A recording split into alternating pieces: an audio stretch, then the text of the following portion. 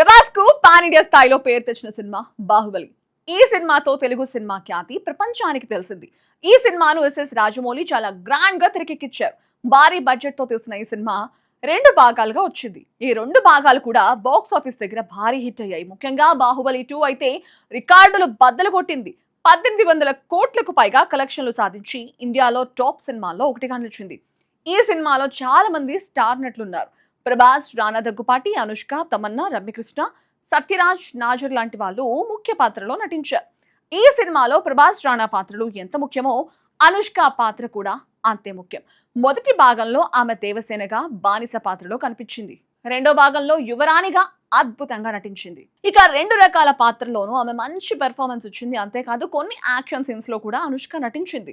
ముఖ్యంగా రెండో పార్ట్ లో ప్రభాస్ తో కలిసి విలన్లతో పోరాడే సీన్స్ కు మంచి స్పందన వచ్చింది.